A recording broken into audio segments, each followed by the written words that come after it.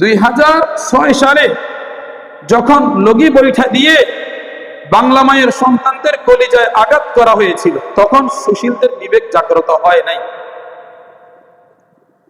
2009 সালে যখন ফিলখানায় এদেশের সোনালী সন্তানদেরকে নির্বিচারে হত্যা করা হয়েছিল, তখন সুশীলদের বিবেক জাগ্রত হয় নাই। যখন 2013 সালে নবীদের ওয়ারিস, এই জমিনের প্রকৃত উত্তরাধিকারী আলেমদেরকে গণহত্যা করা হয়েছে, তখন সুশীলদের বিবেক জাগ্রত হয় নাই। 2024-এ যখন এই বাংলা মায়ের বুকগুলোকে খালি করা হয়েছে, তখন সুশীলদের বিবেক জাগ্রত হয় নাই। যখন মুগ্ধ আবু সাঈদ আবরারদের কলিজাকে গুলিতে ঝাঁঝরা করা হয়েছে, তখন সুশীলদের বিবেক জাগ্রত হয় না। তাদের বিবেক শুধু জাগ্রত হয় 15ই আগস্ট বিরিয়ানি খাওয়ার জন্য। তাদের বিবেক শুধু জাগ্রত হয় দাড়ি টুপির বিরুদ্ধাচারণ করার জন্য। তাদের বিবেক শুধু জাগ্রত হয় স্বৈরাচারের পক্ষে কথা বলার জন্য। যখন স্বৈরাচারের হেলমেট বাহিনী নারকীয় হত্যাকাণ্ড চালিয়েছে ইন্টারনেট বন্ধ করে দিয়ে, তখন সুশীলদের বিবেক জাগ্রত হয় না।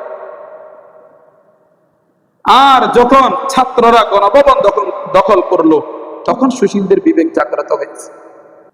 যখন গুলিবিদ্ধ ছাত্র চিকিৎসা নেওয়ার জন্য হাসপাতালে যাওয়ার পর ফেটুয়া বাহিনী ওই গুলিবিদ্ধ ছাত্রদেরকে পিটিয়ে হত্যা করলো, তখন সুশীলদের বিবেক জাগ্রত হয় নাই। আর ছাত্ররা যখন ক্ষমতার মসনদ দখল করলো, এখন সুশীলদের বিবেক জাগ্রত হয়েছে। আপনি এত সুশীলতা কোথায় পান? এখনো দেশের যেই সন্তানগুলো শহীদ হয়েছে, এখনো তাদের রক্তের দাগ শুকায়নি। আপনি এখনো বসে আছেন 50 বছর আগে কার কি হয়েছে সেটাকে বাদ বিচার করার জন্য।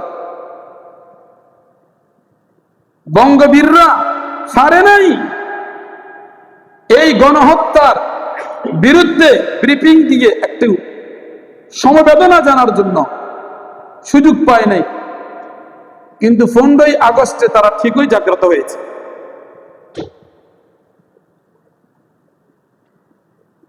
স্বাধীনতার স্থপতি হিসাবে শেখ মুজিবুর রহমান সম্মান অবশ্যই পাওয়ার যোগ্য। এর অর্থ এটা না যে অন্যান্য শহীদদের রক্তের সাথে আপনি বেঈমানি করবেন। আপনি ইনসাফ শুধু নিজের ব্যাপারে বুঝেন, অন্যের ব্যাপারে বুঝেন না। আপনি কোরআন শুধু নিজের পক্ষে কথা আসলে বুঝেন, আপনার বিপক্ষে চলে গেলে কথা বুঝেন না আপনি কোরআন। হত্যাকারীর পরিচয় একটা, সে হত্যাকারী।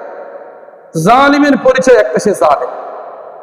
আজ আওয়ামী সরকার জুলুম করেছে, এজন্য তার বিরুদ্ধে যেমন বলা হচ্ছে আসুক বিএনপি সরকার, আসুক জামাত সরকার, আসুক ইসলামী আন্দোলনের সরকার, আসুক অন্য কোন সরকার, একই জুলুম করবে, একই প্রতিবাদ হবে। কোরআন কখনো জুলুমকে সমর্থন করে না, সেটা যেই করুক।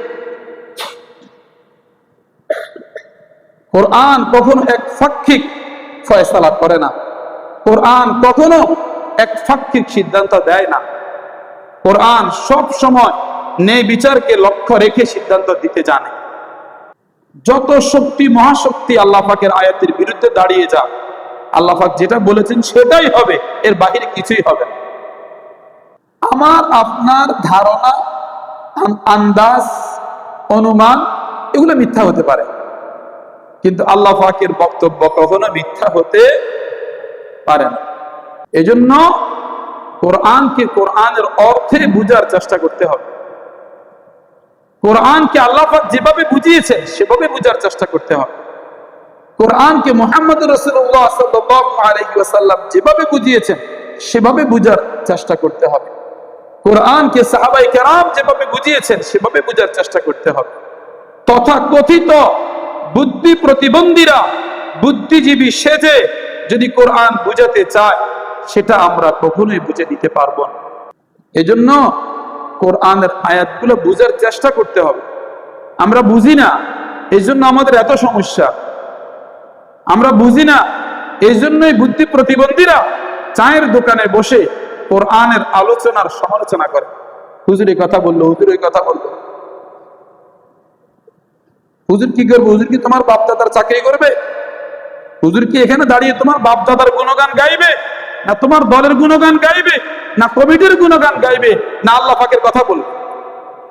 বলেন কি বলবে? হুজুর এখানে দাঁড়িয়ে কার কথা বলবে?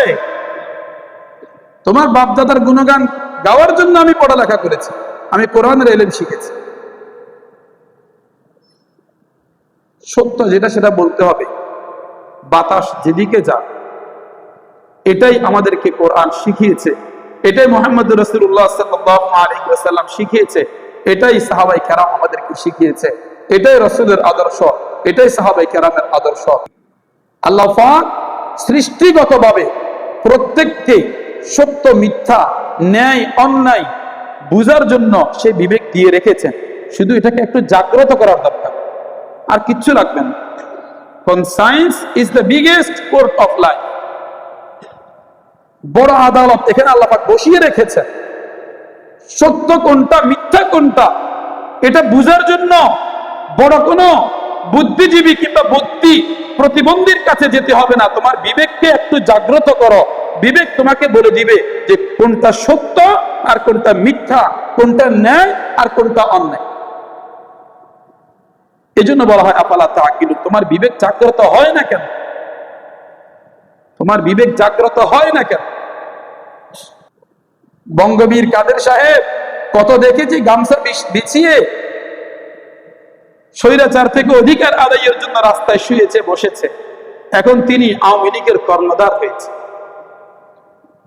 মানুষ বুঝে না এগুলো।